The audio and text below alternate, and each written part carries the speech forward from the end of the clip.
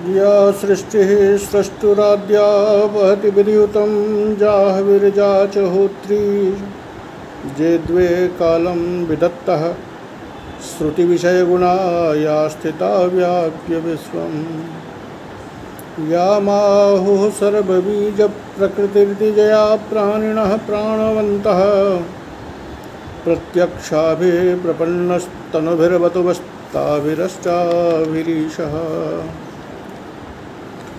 अभिज्ञान शाकुन्तलस्य कक्षायाम् अस्यां समुपस्थितानां सर्वेषां भवतां हार्दिकम् अभिनंदनम्। प्रिय छात्रों, जिज्ञासुओं, अभिज्ञान शाकुंतलम के इस पाठ में आज 7वें अंक का दूसरा पाठ है।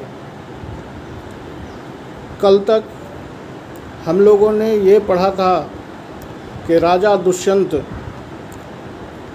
इंद्र के विरोधी जो राक्षस थे उन राक्षसों को समाप्त कर युद्ध क्षेत्र में उनको हराकर देवराज से सम्मान पाकर मातली के साथ पुनः धरती पर वापस आ रहे हैं। रास्ते में मातली के साथ राजा दुष्यंत की जो व्यावहारिक बातें हैं, एक सामाजिक के तौर पर कि राजा इंद्र ने हमारा इतना स्वागत किया, मैं उस स्वागत के लायक नहीं था।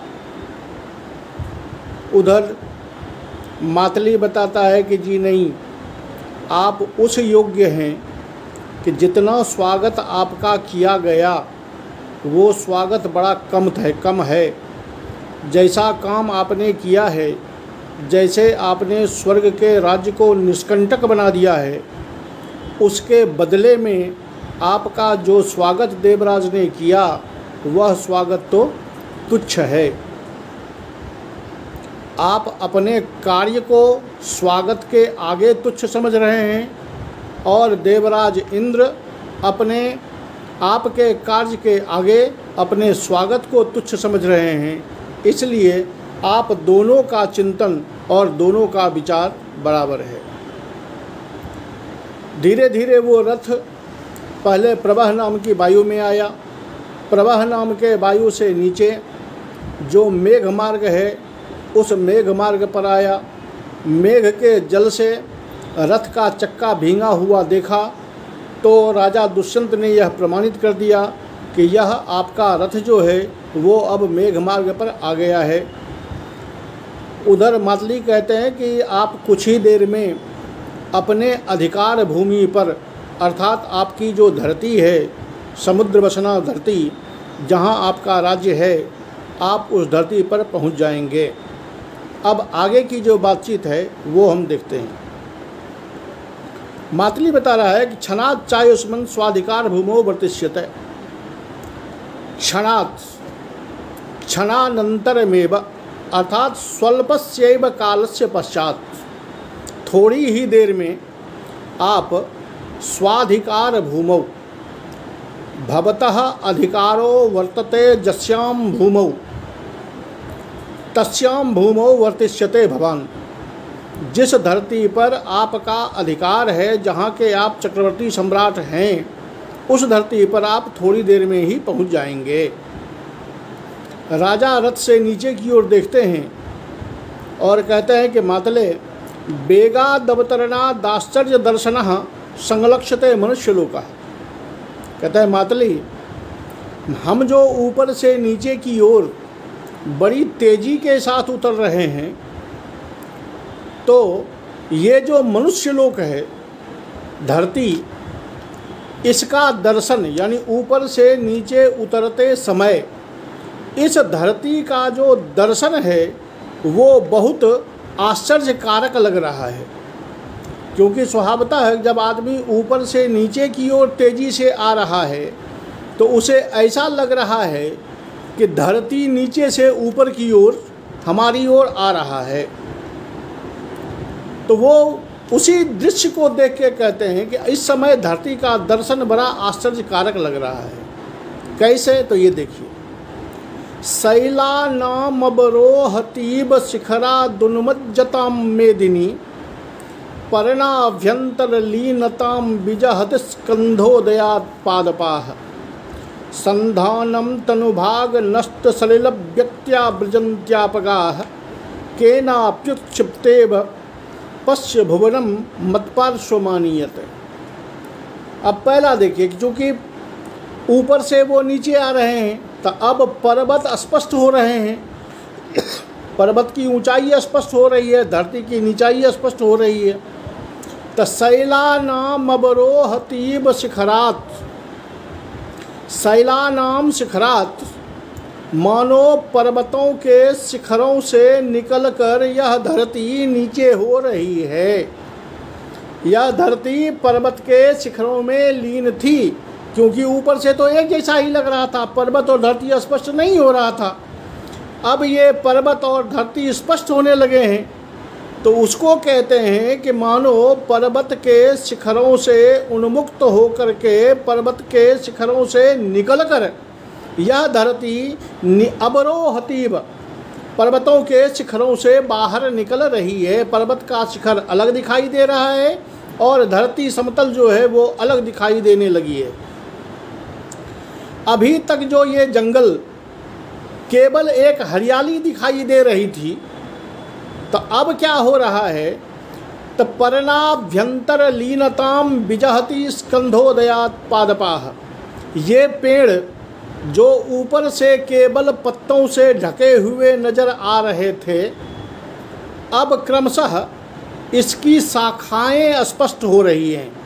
स्कंधोदयात्, स्कंधा नाम उदयात, उदयात अर्थात नयनयोर लक्षीभूतत्वात्। पहले ये शाखाएं नहीं दिख रही थी, ऊपर से केवल पत्ते दिख रहे थे। अब जब नीचे आ रहे हैं तो ये पेड़ के स्कंध, पेड़ की डालियां स्पष्ट हो रही हैं।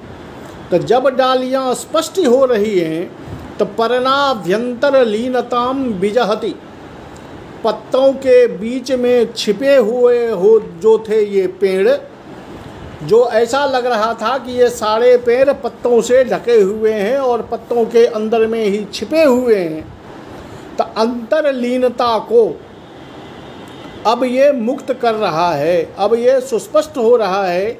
जब इसकी डालियां दिखाई देने लगी है तो ये पेड़ पत्तों के झुरमुट से निकलते हुए नजर आ रहे हैं। संधानम तनुभाग नष्ट सलिल व्यक्त्या ब्रजन्त्यापगाः, नष्ट सलिल व्यक्त्या, जब ऊपर से देख रहे थे तो नदियों, धरती पर जो नदियां हैं, इन नदियों का जल स्पष्ट नहीं दिखाई दे रहा था। एक पतली सी रेखा जैसी दिखती थी, जल की स्पष्टता नहीं थी। अब तनुभाग नष्ट सलिल व्यक्त्या, अत्यंत पतली रेखा की तरह जिसमें जल दिखाई नहीं दे रहा था, अब उस नदी के जल की अभिव्यक्ति हो रही है। अर्थात जल की, नदियों का जल अब दिखाई देने लगा है। तो संधानम ब्रजन्त्यापगाः, ये अपगाएँ जो हैं, ये नदियाँ जो हैं, वो अब हमारे सामने सुस्पष्ट हो रही है। जो पहले अत्यंत तनुभाग, एक पतली रेखा सी दिख रही थी, जिसके जल स्पष्ट नहीं हो रहे थे, ऐसी नदियों के जल के स्पष्ट हो जाने से अब जब धरती के नज़दीक हम आ रहे हैं तो ये नदियाँ अब हमारे सामने स्पष्ट हो रही हैं। ये सब इतनी तेजी में हो रहा है कि ऐसा लगता है केनाप्युत्क्षिप्तेश ऐसा धरणी या एतद भुवनम केनाप्युत्क्षिपत उत्क्षिप्यते, किसी ने यह धरती, यह भुवन नीचे से उठाकर हमारी ऊपर की ओर फेंक दिया है, या कोई धरती को नीचे से उठाकर हमारी ओर, चूँकि हम ऊपर हैं तो मानो धरती को कोई नीचे से उछाल रहा है, जो उछलता हुआ भुवन हमारी ओर आ रहा है। यद्यपि राजा दुष्यंत अपने स्वयं ऊपर से नीचे आ रहे हैं, लेकिन ऊपर से नीचे आते वक्त उनको ऐसा लग रहा है कि ये भुवन जो है, ये संसार जो है, ये धरती जो है, इस धरती को कोई उठाकर ऊपर की ओर फेंक रहा है। क्रमशः सारी चीज़ें स्पष्ट हो रही हैं, तो लगता है कि वो धरती नीचे से ऊपर की ओर उठती हुई चली आ रही है। कि जो धरती और पहाड़ एक जैसे दिख रहे थे, अब पहाड़ का शिखर अलग दिखाई दे रहा है, मैदानी भाग अलग दिखाई दे रहा है। जो पेड़ केवल हरे हरे पत्ते दिखाई दे रहे थे, मानो पेड़ों के बीच में ढक गया था, पत्तों के बीच में ये सारे पेड़ ढक गए थे, अब सारे पेड़ों का या पेड़ों की शाखाएं स्पष्ट हो रही हैं। तो पत्तों के बीच में ढका होने का जो धर्म था, उससे ये अलग हो रहे हैं, अपने को स्पष्ट कर रहे हैं। जो नदियां अभी तक नदियों के रूप में दिखाई नहीं दे रही थी, जिसके जल का स्पष्ट दर्शन नहीं हो रहा था, अब उन जलों का स्पष्ट दर्शन हो रहा है और अब नदियां स्पष्ट दिखाई दे रही हैं। इन सभी चीज़ों से लगता है कि कोई इस धरती को उठाकर ऊपर की ओर फेंक रहा हो। मत पार्श्वमानीयते, धरती को उठाकर मेरे पास में ला रहा है। स्पष्ट है, उत्प्रेक्षा अलंकार है। वैसे सामान्य वर्णन है, क्योंकि ऊपर से आदमी जब नीचे उतर रहा हो तो क्रमशः उसको सारी चीज़ें स्पष्ट होने लगती हैं, क्योंकि दूर में जो चीज़ें होती हैं वो अस्पष्ट होती है। लेकिन जैसे जैसे हम उसके नज़दीक पहुंचते जाते हैं तो वो चीज़ें स्पष्ट होने लगती है। तो उन स्पष्ट होते हुए वस्तुओं का यथावत वर्णन होने के कारण यहाँ आप ये भी कह सकते हैं कि स्वभावोक्ति है, क्योंकि जब आदमी ऊपर से नीचे की ओर आ रहा हो या बड़ी तेज़ी में भाग रहा हो तो उसे दूर की वस्तुएं अपने नज़दीक आती हुई दिखती है और क्रमशः वो वस्तुएं सुस्पष्ट होती चली जाती है।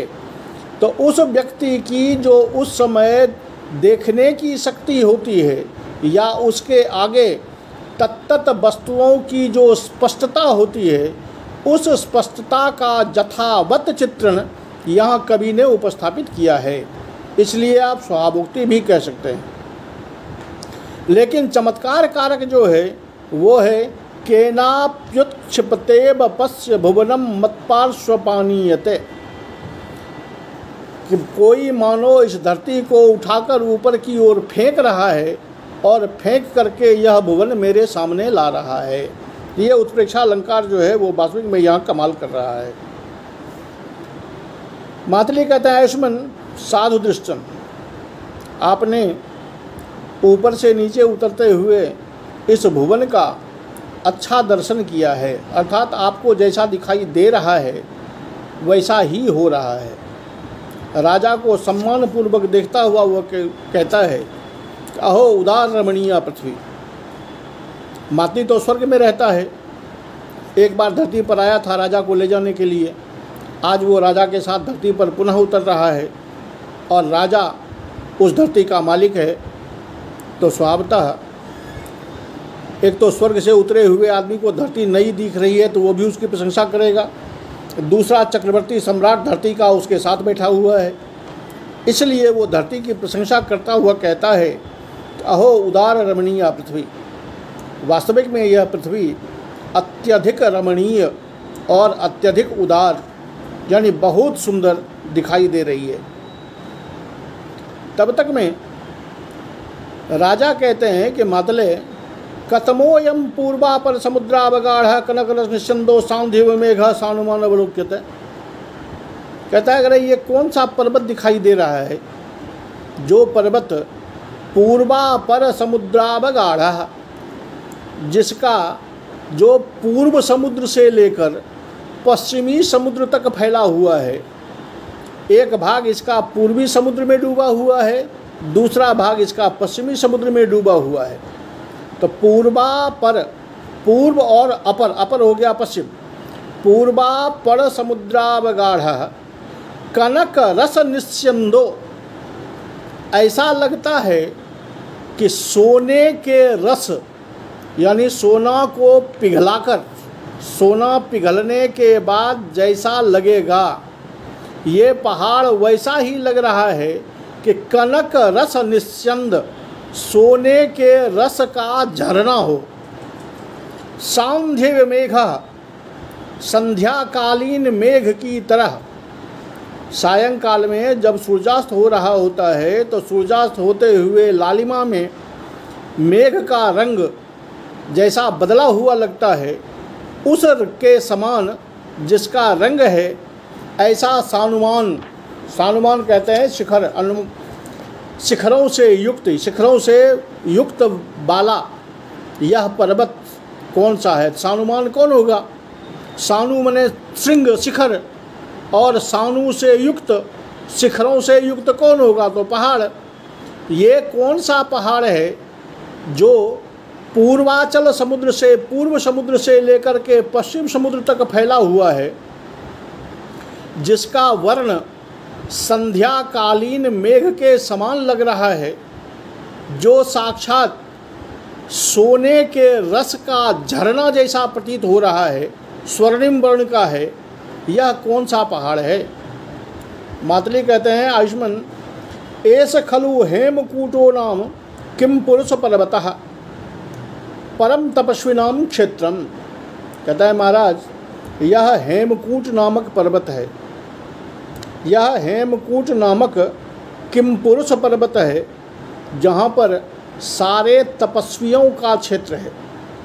सारे जो बड़े बड़े तपस्वी हुए हैं, वो तपस्वी यहाँ तपस्या किया करते हैं, या बड़े बड़े तपस्वियों का यह लक्ष्य होता है कि वो यहाँ आकर तपस्या करे। ऐसा यह किम पुरुष पर्वत है। स्वायं भुवान मरीचेर्जह प्रबहुव प्रजापति, क्योंकि इन्होंने बताया है कि यहाँ सभी बड़े बड़े जो ऋषि हैं, वो ऋषि यहाँ आते हैं। उसी का परिचय देते हुए ये बता रहे हैं कि स्वयं भुवान मरीचेर्जह, जो मरीचि नामक स्वयंभू से उत्पन्न मरीचि का प्रबभूव प्रजापति ही, स्वयंभुव मनु के जो पुत्र हुआ प्रजापति मरीचि नामक जो प्रजापति हुए स्वयंभुव मनु के बाद, सुरासुर गुरु सोस्मिन स्वयंभुव मरीचेर्जह, मरीचि से जो उत्पन्न हुए, अर्थात कश्यप नामक जो प्रजापति हुए, वो प्रजापति अर्थात वो साक्षात कश्यप ब्रह्मपुत्र मरीचि से जिसका जन्म हुआ है। स्वयंभुवान मरीचे, स्वयंभुवात मरीचेह, स्वयंभू से हुए, स्वयंभू हुए ब्रह्मा, और स्वयंभुवात ये हो गए मरीचि, और मरीचि से उत्पन्न हुए जो प्रजापति, मरीचि के जो पुत्र हुए अर्थात कश्यप, वो सुरासुर गुरु हो, जो सुर और असुरों के गुरु हैं, जो देवताओं के भी गुरु हैं और राक्षसों के भी गुरु हैं, वो सपत्नीकस् तपस्यति, वो प्रजापति, वो कश्यप ऋषि अपनी पत्नी के साथ इस पर्वत पर तपस्या कर रहे हैं। तो उस पर्वत की प्रशंसा में या उस पर्वत की स्थिति को जो बताया था कि यह हेमकूट नामक पर्वत है, जिस पर सभी बड़े बड़े ऋषि तपस्या कर रहे हैं, उसी के दौरान उन्होंने ये कश्यप का आश्रम बताया कि भगवान ब्रह्मा के पुत्र मरीचि के पुत्र जो कश्यप, वो कश्यप अपनी पत्नी अदिति के साथ यहीं पर तपस्या कर रहे हैं। जो ही कश्यप का नाम सुना तो स्वभावतः है कि इतने बड़े ब्रह्मर्षि का नाम सुनने के बाद राजा को उसके प्रति आदर की अभिव्यक्ति करना राजा का एक स्वाभाविक गुण होता है। जो सभ्य व्यक्ति हैं वो विद्वानों का आदर करना भली भांति जानते हैं। तो वो कहते हैं तेन अनतिक्रमणीयानि श्रेयांसि। कहते हैं इसका मतलब जब वो मरीचि के पुत्र कश्यप यहाँ तपस्या कर रहे हैं तो उनके आश्रम का दर्शन जो है वही मंगलकारक है, पुण्यदायक है। और अनतिक्रमणीयानि श्रेयांसी अर्थात कल्याण का जो मार्ग है, जो कल्याण के चिन्ह हैं, कल्याण करने वाले हैं, उनका अतिक्रमण कभी नहीं करना चाहिए, अर्थात सर्वदा उसको स्वीकार करना चाहिए। जहाँ मंगल मिल जाए, जहाँ श्रेय का मार्ग दिखे, वहीं उसका सेवन करना चाहिए ताकि अपना श्रेय, अपना मंगल, अपना कल्याण हो सके। प्रदक्षिणीकृत्य भगवंतम गन्तुमिच्छामि। इसलिए मैं चाहता हूँ कि भगवान कश्यप की प्रदक्षिणा कर, अर्थात उसके आश्रम की प्रदक्षिणा कर, आश्रम में जाकर के ऋषि का अभिवादन करके, उनकी प्रदक्षिणा करके तब मैं यहाँ से जाऊँ, क्योंकि इतना मंगल अवसर बार बार लोगों के जीवन में नहीं मिलता है। मातली कहता है आयुष्मान प्रथमा कल्पः। आयुष्मान आपने जो यह विचार दिया है वह वास्तविक में सर्वोत्तम विचार है और इस विचार से मैं भी सहमत हूँ। ये लीजिए। अपने रथ को उसने उतार दिया उस पहाड़ की चोटी पर। एतावतीर्णौ स्वः, रथ आ गया पहाड़ पर और कहते हैं ये लीजिए, हम दोनों इस पहाड़ पर उतर गए। अब रथ अभी तक हवा में चल रहा था, मेघमार्ग में चल रहा था, अब वो मेघमार्ग से नीचे की हवा में चल रहा था, अब वो पर्वत पर उतर गया है। रथ पर्वत पर उतर गया लेकिन राजा को पता नहीं चला। इसलिए वो कहते हैं कि मातली ये बताओ कैसा तेरा रथ है कि उपोढ़ शब्दान रथांग नेमयः प्रवर्तमानं न च दृश्यते रजः अभूतलस्पर्शतया निरुद्धति तवावतीर्णोऽपि न लक्ष्यते रथः। कहता है भाई ये बताइए कि आपका जो ये रथ है, ये जब धरती पर उतरा, धरती से टकराया, तो रथांग नेमयः उपोढ़ शब्दान, रथ का जो अंग है चक्का, ये पहिया जब धरती से टकराएगा तो धरती से टकराने पर आवाज़ उत्पन्न होना चाहिए, लेकिन आप कहते हैं कि रथ पहाड़ पर उतर गया। धरती से टकराने का, पहाड़ से चक्के के टकराने की कोई आवाज़ नहीं हुई, पहली बात। दूसरा कि प्रवर्तमानम न च दृश्यते रजः, जब कोई बड़ी सी चीज़ धरती पर आकर उतरी तो टकराने के बाद उसकी धूली उड़नी चाहिए थी जमीन से टकरा करके, लेकिन प्रवर्तमानम न च दृश्यते रजः, कहीं चारों ओर धूली का नामो निशान दिखाई नहीं दे रहा है।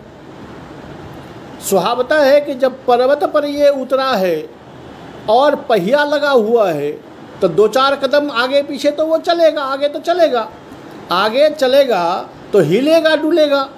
जमीन ऊंची नीची होती है, उस ऊंची नीची पर इस रथ के पहिए के चलने से ऊबड़ खाबड़ का आभास होगा, लेकिन भूतल स्पर्शतया निरुद्धति अभूतल स्पर्शतया निरुद्धति, भूतल का स्पर्श करने से जो उद्धति होनी चाहिए, जो ऊबड़ खाबड़ का आभास होना चाहिए, वो आभास भी नहीं हुआ। तवावतीर्णोऽपि न लक्ष्यते रथः, आपका ये रथ इस पर्वत पर उतर गया, लेकिन उतरने के जो लक्षण हैं कि रथ की नेमी आवाज़ करेगी, वो आवाज़ नहीं आई। धरती से टकराने पर धूल उड़ेगा, वो धूल नहीं उड़ी। धरती पर उतरने के बाद जमीन के उबड़ खाबड़ होने के कारण शरीर में हलचल मचेगा, रथ हिलेगा डुलेगा, ये सब भी नहीं हुआ। तो आपके रथ में भला ऐसा क्यों होता है, या आपका रथ ऐसा कैसे है कि इन गुणों के बावजूद ये नहीं दिखाई दिए और रथ अवतीर्ण हो गया। वो आगे बताएंगे कि इस पर कारण क्या है। यहाँ इस श्लोक में 3 बातें जो कही इन्होंने कि रथ के उतरने के बाद धरती पर जो ही टकराती है तो चक्के की आवाज़ होती है, तो चक्के की आवाज़ नहीं हुई, धूली उड़ती है तो धूली नहीं हुई, और धरती का स्पर्श होने से जो उबड़ खाबड़ का अनुभव होता है वो भी नहीं हुआ। लेकिन धरती पर उतरना रूप जो कार्य है वो हो चुका है। तो धरती पर उतरना रूप कार्य हो गया, लेकिन उसके कारण कोई दिखाई नहीं दे रहे हैं। तो ऐसे अगर आप जोड़ेंगे तो विभावना हो जाएगी, विभावना अलंकार यहाँ स्पष्ट हो जाएगा। या उसका उल्टा कर दें तो विशेषोक्ति हो जाएगी। दूसरा, अगर यहाँ कुछ लोग काव्यलिंग अलंकार भी मानते हैं, कारण वो कहते हैं कि पहले से जो वाक्य चला आ रहा है कि ये पहाड़ है, ये पहाड़ पर हमको उतरना है, क्योंकि मंगल जो है अनतिक्रमणीय होता है, इसलिए वो उतरे। तो पहाड़ पे रथ के उतरने का कारण क्या है? वो कारण है इनके द्वारा कहा गया पूर्व वाक्य अनतिक्रमणीयानि श्रेयांसी, उसको कारण मानकर यहाँ कारण कार्य में काव्यलिंग मानते हैं। अन्यथा इस श्लोक में केवल देखें तो इस श्लोक में विभावना और विशेषोक्ति होती है। अब जो बताया कि आपका रथ ऐसा कैसे हुआ कि धरती पर उतर गया और पता नहीं चला, तो मातली बताते हैं कि एता बानेव शतमन्योः आयुष्मतस्य रथस्य विशेषः। कहता है कि आपके रथ में और शतमन्यु जो हैं इंद्र, उनके रथ में यही विशेष है कि आपका जो रथ होता है वो जब ऊपर से नीचे उतरेगा, धरती से टकराएगा, तो उसके चक्के आवाज़ करेंगे, धूलियाँ उड़ेगी और वो ऊबड़ खाबड़ ज़मीन पर हिलता डुलता नजर आएगा। लेकिन देवराज इंद्र का जो ये रथ है, इस रथ में न तो धूलियाँ उड़ती हैं, न ऊबड़ खाबड़ का अनुभव होता है, और न इसके चक्के आवाज़ करते हैं। यही आपके रथ में और हमारे रथ में अंतर है। मातले कतमस्मिन् प्रदेशे मारीचाश्रमः। आप ये बताइए कि आगे इस पर्वत के किस क्षेत्र में भगवान मारीच का आश्रम है, क्योंकि ब्रह्मा के पुत्र हुए मारीच, मारीच का बेटा है कश्यप, कश्यप की पत्नी अदिति जो वहाँ रह रही है।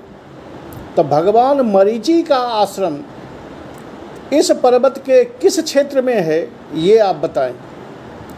तो मातली एक और हाथ से इशारा करते हैं और कहते हैं, देखिए ये है ऋषिवर, ये तपस्या कर रहे हैं।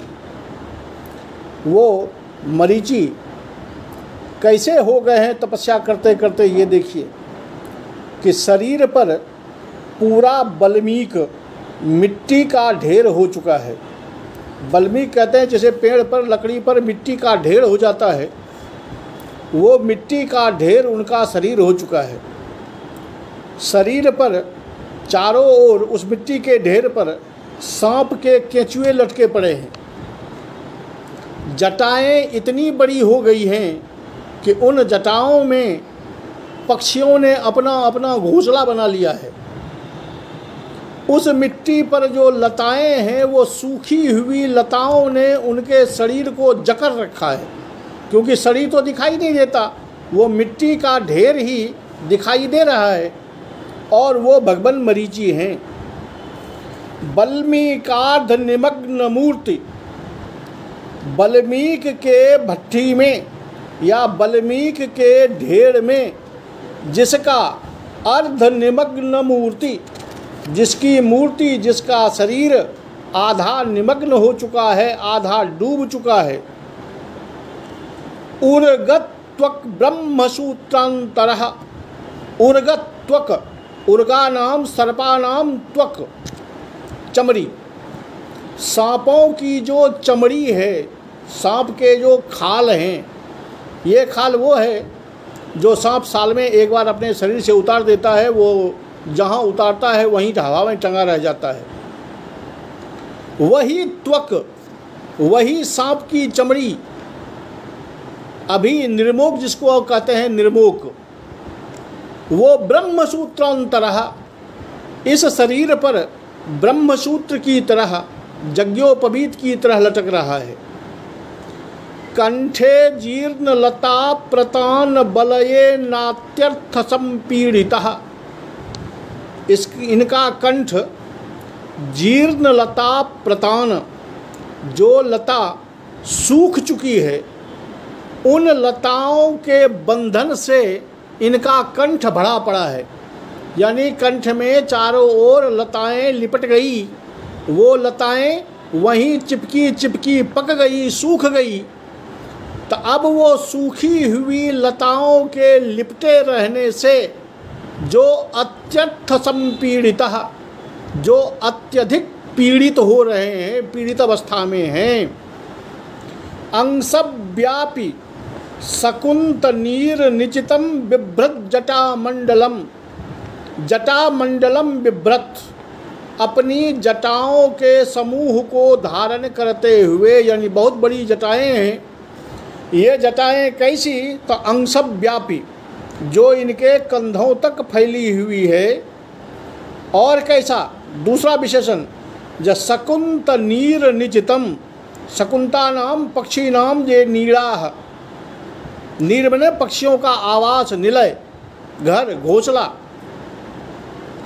पक्षियों के घोंसले से जो जटाएं भर गई हैं, क्योंकि ये ऋषि चिरंतन योग में लगे हुए हैं, तो ये उठते तो हैं नहीं, क्योंकि शरीर भी वाल्मीकि के ढेर में डूब चुका है। तो पक्षी लोगों ने इन जटाओं को ही जंगल समझ लिया और उसमें अपना घोंसला बना लिया। तो शकुंत नीर निचितम जटामंडलम बिभ्रत, पक्षियों के घोंसले बन चुके हैं जिन जटाओं में, उन जो जटाएं कंधे तक लंबी हैं, ऐसी जटाओं को अपने कंधे पर धारण करते हुए जत्र स्थानुरिवाचलो मुनिरसौ अभ्यर्क बिंबम स्थितः, जहाँ पर ये मुनि स्थानुरिव अचलः, पर्वत की तरह अडिग हो करके, जैसे पर्वत किसी भी अवस्था में हिलता डुलता नहीं है, उसी तरह यह जोगी स्थानुरिव अचलः, पर्वत की तरह अडिग रहता हुआ, अभ्यर्क बिंबम, अभी अर्क बिंबम, अर्कः सूर्यः, सूर्य के बिंब की ओर मुँह किए हुए, स्थितः, चिरकाल से अपनी योग विद्या में, चिरकाल से अपनी तपस्या में ये स्थित हैं। ये देखिए, ये यहाँ तपस्वी लोग हैं जो चिरकाल से तपस्या में रत हैं। ये कैसे जोगी हैं ये देख लीजिए। अब इसमें शार्दूल विकृत छंद तो है ही। उर्गत्वक ब्रह्मसूत्राधरः सूत्रांतरः, उर्गत्वक एव ब्रह्मसूत्रम।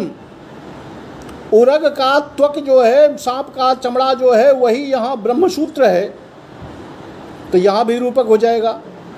अकंठे जीर्णलता प्रतान बलये नात्यर्थ संपीड़ितः, अंशव्यापी शकुंत नीर निजितम बिभ्रत जटामंडलम, जत्र स्थानुरिवाचलौ मुनिरसौ अभ्यर्क बिंबम स्थितः स्थानुरिव अचलः। ये ऋषि पर्वत की तरह अचल अवस्था में बैठे हुए हैं, तो इसलिए यहाँ उपमा अलंकार है।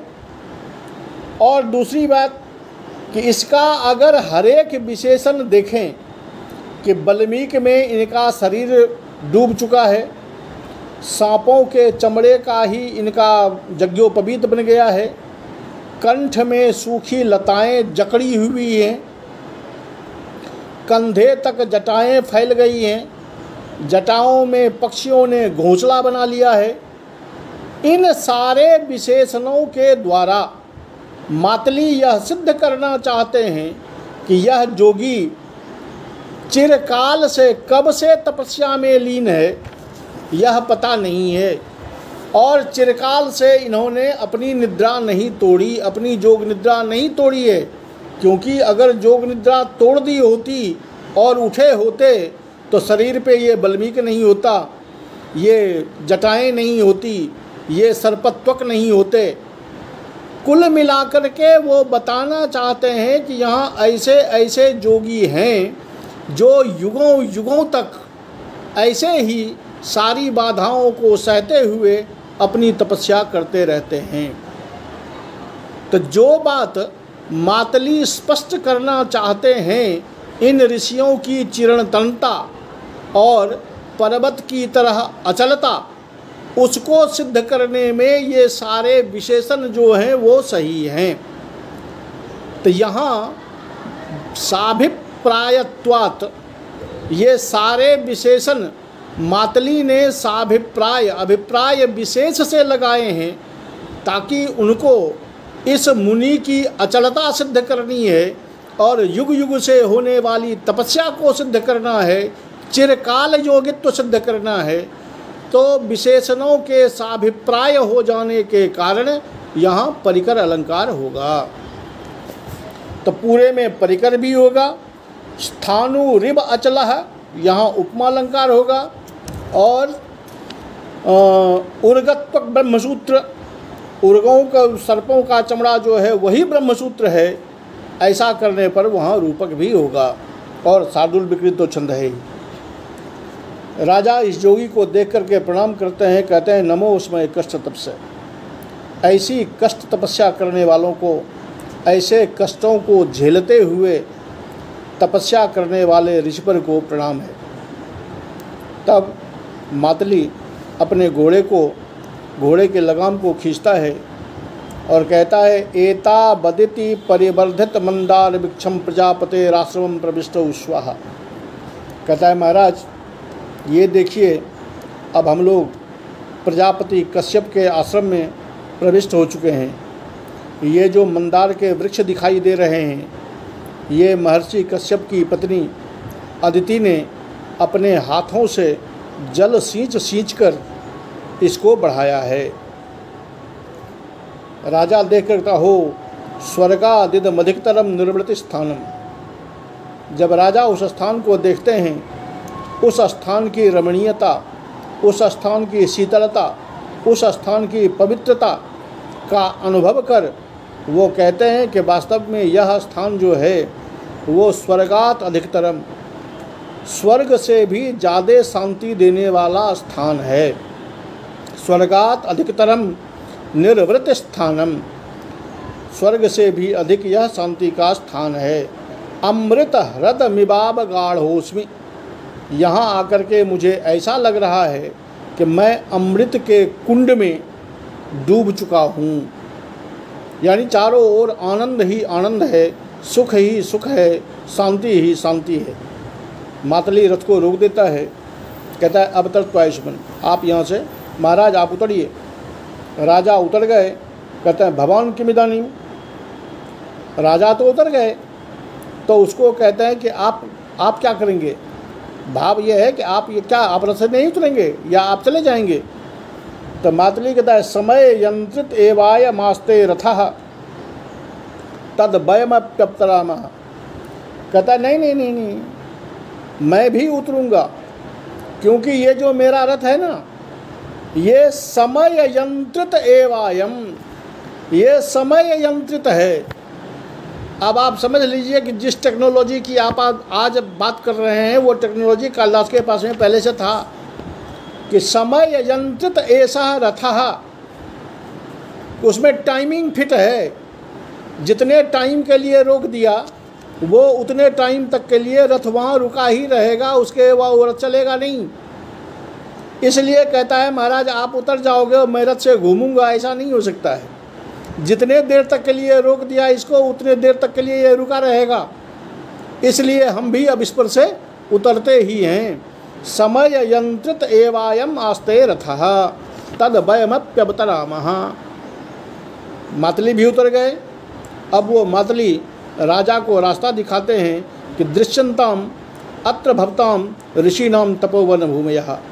आप इधर से आइए और इन महर्षियों के तपोवन की भूमि का अवलोकन कीजिए।